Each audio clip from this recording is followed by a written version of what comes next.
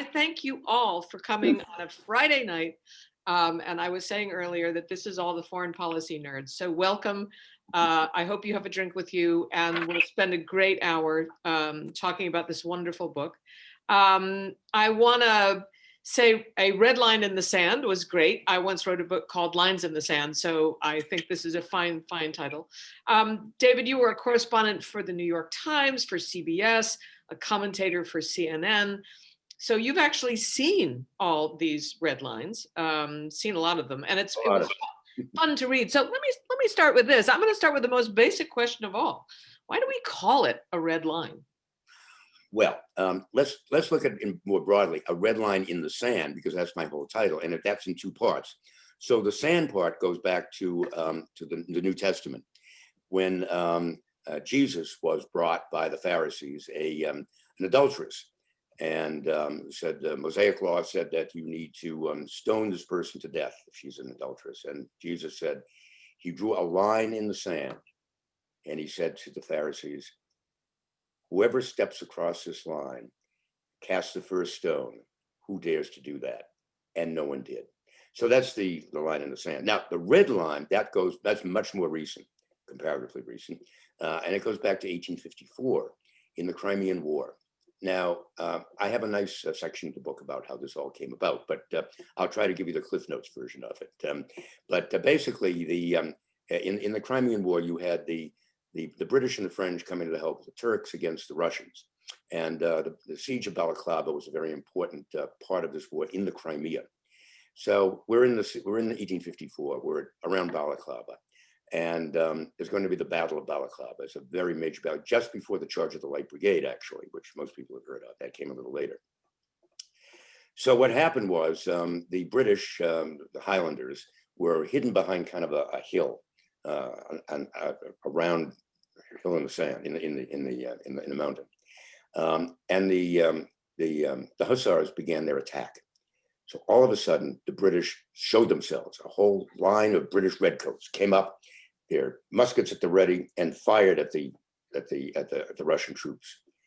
It did nothing. They were too far away. The Russian troops kept coming. All of a sudden, they fired again, and the Russian troops stopped, turned heel on their heels, and fled into the night. So fortunately, there was a wonderful London Times correspondent, one of the great war correspondents of his age, named William Howard Russell. And Russell's dispatch, I'll read it just a sentence or two. The ground flew beneath their horses' feet, gathering speed at every stride. They dashed on toward that thin red streak, tipped with a line of steel. Well, that thin red streak got bowdlerized into thin red line. And very shortly thereafter, of course, it entered the lexicon of diplomacy and so on. So that's the long version of it. It's actually a much longer and more interesting version of it in the book, where we talk about some of the other witnesses. And it's that whole area of history was just a fascinating time with the Russians against the Western powers. And it begins to sound a lot like, Putin and Ukraine today. So here we are. So it's very cinematic, and I think of it as being cinematic as well, this notion of these, red laser lights that intersect with each other.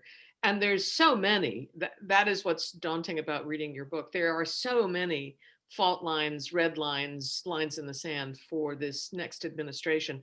I want to ask you, though, about the Syrian Red Line. It's hard to think about the Obama administration and even the Trump administration without going back to that August moment. But there's a very interesting thing that you write about. And that is, red lines are bad because you have to always be on alert, and it dictates what your policy is. But once somebody breaches a red line, if you do things badly, that's worse than not doing anything at all. And so it's an interesting way to think about the Obama red line that was crossed but never punished. Could he have done it in a way that you define as doing it well, or was that always a lost cause? Well, it was probably, to a degree, it was a lost cause. Frankly, the real problem went back to how it was created.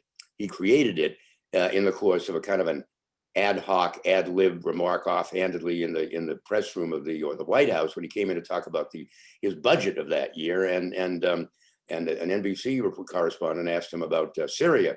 And that's when he laid out this red line. And he said, Syria will not cross that red line, period, without ever thinking of the consequences. And the consequences in many respects were worse for, other countries, our allies. It was worse for the British, for the British Prime Minister. And it was certainly worse for the French president, who basically had his regime destroyed by this, everything that was going on around that, because he was left sort of high and dry after Obama decided he was going to pull out of this whole thing. So, in many respects, it was a red line that probably should never have been drawn in the first place. But to back up just a little bit, Deb, I have actually found several red lines that actually did work very well. And they can work well if they're structured well. There's a red line that I covered personally in Chad in the 1980s. And that red line was, it was established by Francois Mitterrand across the middle of Chad to prevent Gaddafi from coming down into the heart of Africa. That worked very effectively. Korean red line, on the 34th parallel, that worked very well. It was designed to keep the two halves of the communist half and the capitalist half of Korea apart. That's worked very well for a half a century. And the red line around NATO, the red line around NATO has also been done remarkably well. Nobody has dared to pierce that red line ever, between the foundation of NATO and today. So at any rate, some do work well. Now, Deb, I fear that we might have lost you. So Chad, what do you think? How are we doing? Oh, yep, I do not see Deb. All right. All right, I'll tell you what then, until Deb comes back, why don't we open it up to questions from people? And that way, other people can serve as my interlocutor. We'll have roving interlocutors. And Chad, maybe you can open up microphones as we go along. In fact, I see one of the people who is responsible for assembling this whole group is Ian Williams of the Foreign Policy Association. So perhaps Ian would like to be the first one to serve as an interlocutor briefly with a question. I can't hear you. Wait, you have to unmute yourself.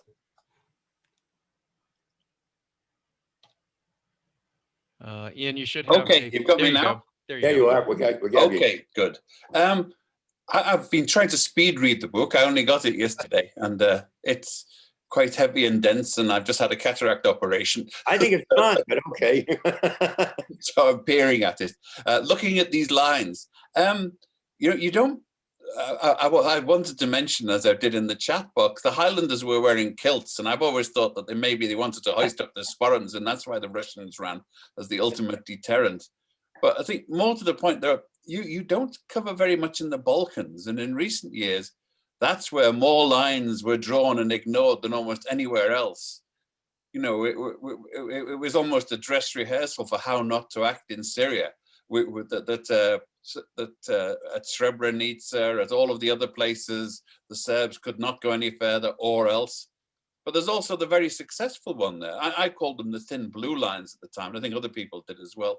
But in Macedonia, there are actually 600 US troops which were put there, the most successful UN peacekeeping operation ever, because the Serbs didn't dare do what they were going to do, which was to dump people across the border into Macedonia. And 600 GIs were there, and that was all it took, because Milosevic knew that if he touched them, there'd be immense political pressure, even on a Clinton, to take robust physical action. Absolutely. And let me talk a little bit about that, because actually the Balkans is something I do know very well. I was the Belgrade bureau chief of the New York Times back in the days when there was one Yugoslavia. So that was really kind of exciting. And I did not do that. I had to pick and choose, let's face it. It's not an encyclopedic book. There are people who have been upset that I did not talk about the red line between, the dividing Taiwan and mainland China. There are a lot of reasons for the kinds of red lines that I chose. And the Balkan red lines are interesting. I think now they've kind of settled down. I hope they've settled down, fairly permanently. And, I know I can see your skepticism. I'm to a degree skeptical about that as well. But at any rate, I think it certainly was an interesting moment.